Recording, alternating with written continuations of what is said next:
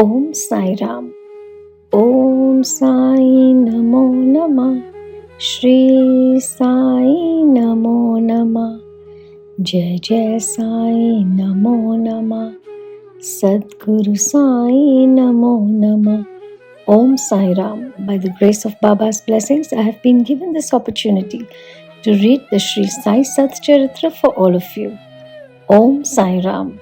Today we'll be reading chapter 50. Om Sai Ram. Chapter 50. Stories of number 1, Kaka Sahib Dikshit. Number 2, Sri Tembe Swami. And number 3, Balaram Dhurandhar. Chapter 50 of the original Sat Charitra has been incorporated in chapter 39 as it dealt with the same subject matter. Now chapter 51 of the Sat Charitra has been treated here as chapter 50. This chapter gives the stories of number 1, Kaka Sahib Dikshit, number 2, Sri Tembe Swami, and number 3, Balaram Dhurandhar. Preliminary. Victory be unto Sai, who is the mainstay of the Bhaktas, who is our Sadguru, who expounds the meaning of the Gita and who gives us all powers. O Sai, look favorably on us and bless us all. The sandalwood trees grow on the Malaya mountains and ward off heat. The clouds pour their rainwater and thereby cool and refresh all the people. The flowers blossom in the spring and enable us to worship God therewith. So the stories of Sai Baba come forth in order to give solace and comfort to the readers. Both those who tell and those who hear the stories of Baba are blessed and holy. It is a well-established fact that though we try hundreds of means or sadhanas, we do not attain the spiritual goal of life unless a Sadguru blesses us with his grace. Hear the following story in illustration of this statement. Kaka Sahib Dikshit, 1864 to 1926.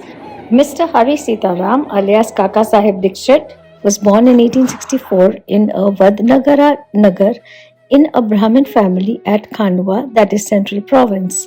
His primary education was done at Khandwa, Hinganghat, and secondary education at Nagpur.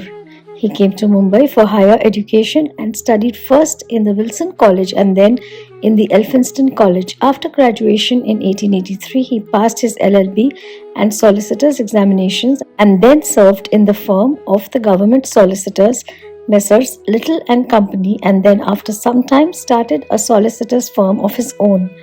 Before 1909, Sai Baba's name was not familiar to Kaka Sahib, but after that he soon became his great devotee. While he was staying at Lonavla, he happened to see his old friend Mr. Nana Sahib Chandorkar. Both spent some time in talking about many things. Kaka Sahib described to him how while he was boarding a train in London, he met with an accident in which his foot slipped and was injured. Hundreds of remedies gave him no relief.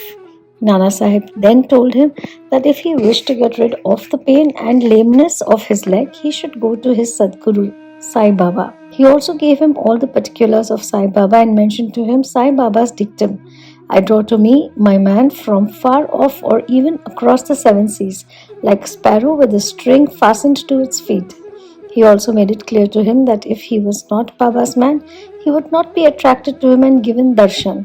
Kaka Sahib was pleased to hear all this and said to Nana Sahib that he would go to Baba, see him and pray to him to cure not so much his lame leg, but bring round his lame, fickle mind and give him eternal bliss. Some time after, Kaka Sahib went to Ahmednagar and stayed with Sirdar Kaka Sahib Mirikar in connection with securing votes for a seat in the Mumbai Legislative Council. Mr. Bala Sahib Mirikar, son of Kaka Sahib Mirikar, who was a Mamlatar of Kopargaon, also came at that time to Ahmednagar in connection with a horse exhibition there.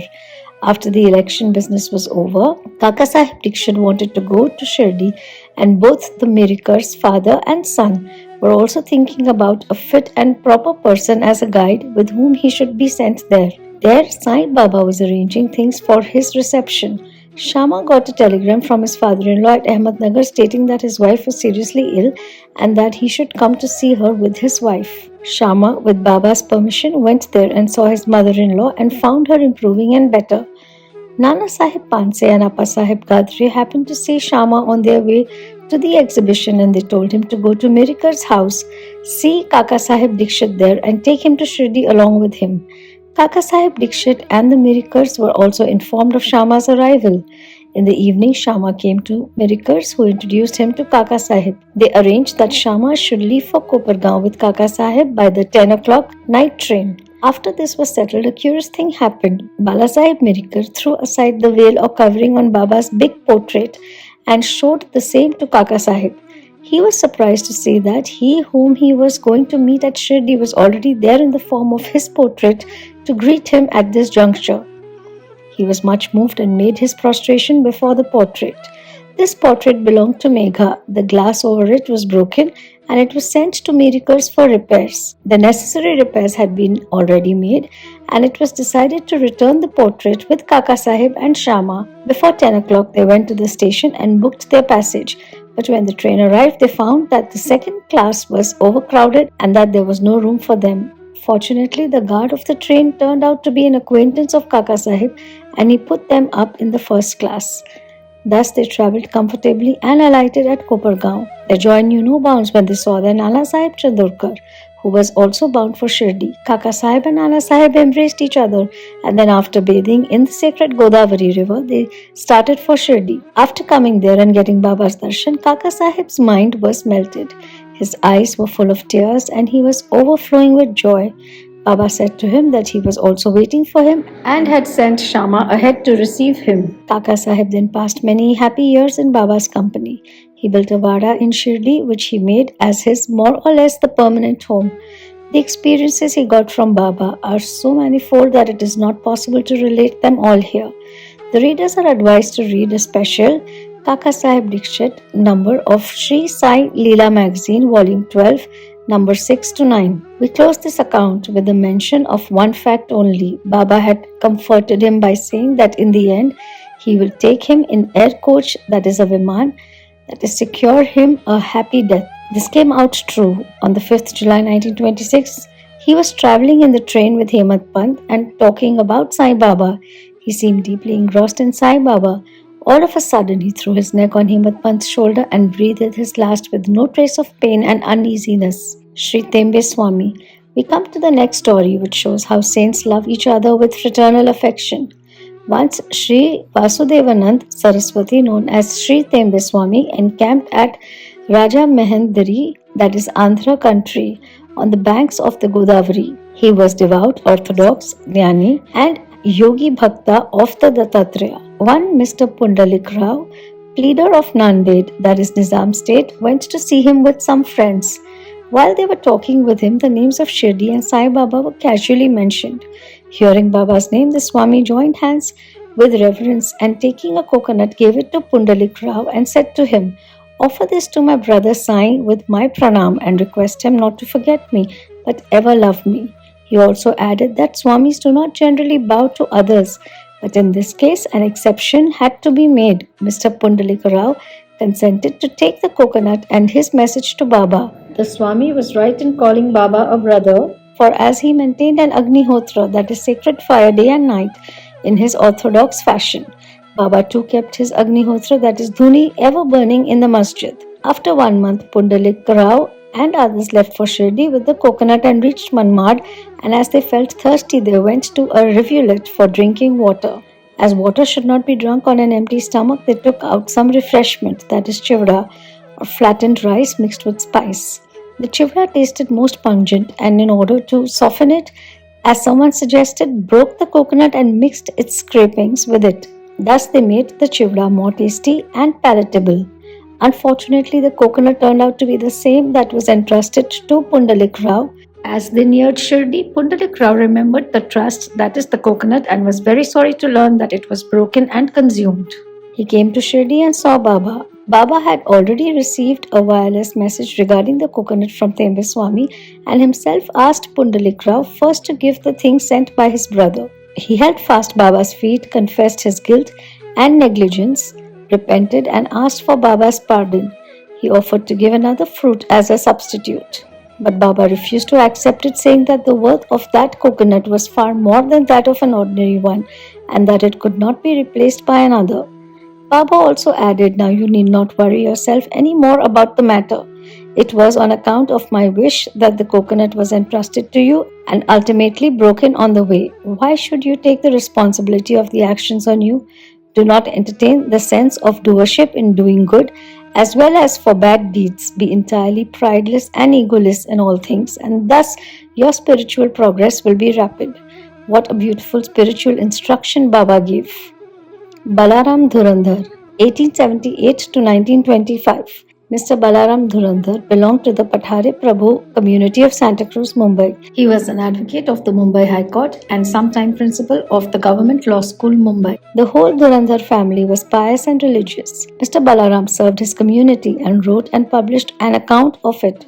He then turned his attention to spiritual and religious matters. He studied Gita carefully and its commentary Dhyaneshwari and other philosophical and metaphysical works. He was a devotee of Vithoba of Pandharpur. He came in contact with Sai Baba in 1912, 6 months earlier. His brothers Babulji and Vaman Rao came to Shirdi and took Baba's darshan. They returned home and mentioned their sweet experiences to Balaram and other members. Then they all decided to see Sai Baba. Before they came to Shirdi, Baba declared openly that today many of my Darbar people are coming. The Dhurandhar brothers were astonished to hear this remark of Baba from others, as they had not given any previous intimation of their trip. All other people prostrated themselves before Baba and sat talking with him. Baba said to them, "These are my Darbar people whom I referred to before," and said to the Dhurandhar brothers, "We have been with each other for the last 60 generations." All the brothers were gentle and modest. They stood with joined hands looking at Baba's feet. All the sattvic emotions such as tears, choking, etc. moved them and they were all happy. Then they went to their lodging, took their meals and after taking a little rest, again came back to the masjid. Balaram sat near Baba massaging his legs. Baba, who was smoking the chillum, advanced it towards him and beckoned him to smoke it. Balaram was not accustomed to smoking. Still he accepted the pipe, smoked it with great difficulty and returned it reverentially. This was the most auspicious moment for Balaram. He was suffering from asthma for 6 years. This smoke completely cured him of the disease which never troubled him again. Some 6 years later, on a particular day, he again got an attack of asthma. This was precisely the time when Baba took his Mahasamadhi. The day of this visit was a Thursday and the Dhurandhar brothers had the good fortune of witnessing the Chavdi procession that night. At the Aarti function in the Chavdi, Balaram saw the glow of Pandurang on Baba's face, and next morning at the Kakkad Aarti time the same phenomenon, the same luster of the beloved deity Pandurang was visible again on Baba's face. Mr. Balaram Dhurandhar wrote in Marathi the life of the Maharashtra Saint Tukaram, but he did not survive to see its publication. It was published later on by his brothers in 1928 in a short note on Balaram's life given in the beginning of that book. The above account of Balaram's visit has been fully corroborated. Wide page 6 of the book. Bow to Sri Sai. Peace be to all. Om Sai Ram. Footnotes. In India, Om Sai Ram. With folded hands, I humbly request Sai Baba to please forgive me for any mistake that I might have made while reading this chapter. Om Sai Ram.